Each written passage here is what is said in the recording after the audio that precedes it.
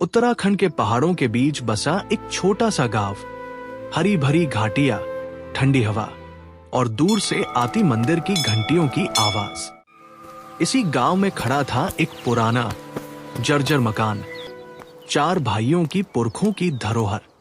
वक्त के साथ सब बदल गया था। चारों भाई अपने अपने काम के लिए शहरों में बस गए थे। पहला भाई विक्रम और तीसरा भाई जीतू दिल्ली में, दूसरा देवेंद्र अहमदाबाद में और चौथा भाई दौलत नागपुर में। गांव अब सिर्फ यादों में रह गया था। हर साल गर्मियों की छुट्टी में वे माँ-पिता और बचपन के दिनों को याद करते, लेकिन जिंदगी की भागदौड़ में गांव जाना टलता ही रहता। एक दिन अचानक बड़े भाई को गांव के एक पड़ोसी का फोन आया। भैया, इस बार की भारी बारिश में आपका पुराना घर गिर गया।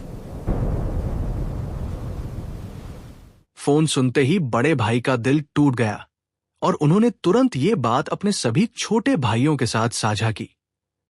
वो घर सिर्फ मिट्टी और पत्थर का ढांचा नहीं था, वो उनके बचपन की हंसी, मां की रसोई की खुशबू और पिता की सीखों का घर था।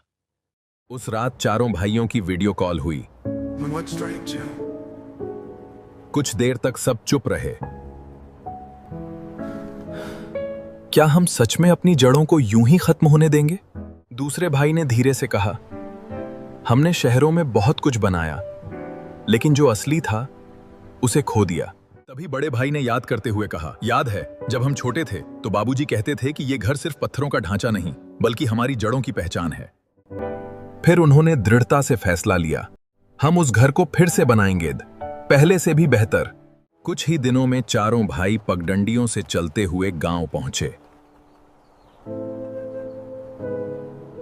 चारों भाई खंडहर बन चुके घर के उस पुराने आंगन में खड़े हैं। चारों ओर एक भारी सन्नाटा है। वो आंगन जहां कभी खुशियों का शोर होता था, आज खामोश था। टूटी दीवारों के बीच बिखरी यादें। छोटे भाई ने दीवार के एक टुकड़े को उठाकर कहा, यहीं बैठकर मां हमें कहानियां सुनाती थी। तीसरे भाई की आंखें नम हो गईं यार। और यहीं आंगन में हम खेलते थे। उन सभी को गांव में देखकर गांव के बुजुर्ग नेगी जी उन्हें देखकर पास आए। नेगी जी बोले, बेटा, जब घर टूटता है तो सिर्फ ईंट पत्थर नहीं बिखरते बल्कि अपनों की यादें भी बिखर जाती हैं। लेकिन तभी बड़े भाई ने कहा, नेगी जी, हम हिम्मत नहीं हारेंगे, हम सब मिलकर इसे फिर से खड़ा करेंगे, ठीक वैसे ही जैसा हमारे बाबूजी चाहते थे। उन्होंने ठान लिया, अब ये घर सिर्फ बनकर खड़ा नहीं होगा बल्कि फिर से जिएगा। पुनर्निर्माण का काम आसान नहीं था। सभी ने अपनी जमा पूंजी लगा दी।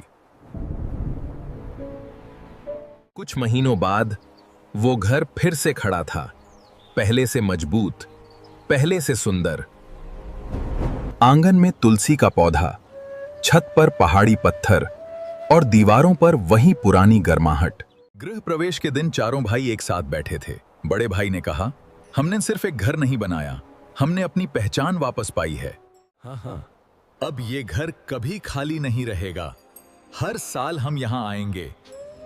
घर के मुख्य द्वार पर उन्होंने एक नई तख्ती लगाई जिस पर लिखा था, पुरखों की धरोहर। उस दिन के बाद वो घर सिर्फ एक मकान नहीं रहा, वो 4 भाइयों के रिश्ते का प्रतीक बन गया, उनकी जड़ों की याद बन गया और आने वाली पीढ़ियों के लिए एक संदेश।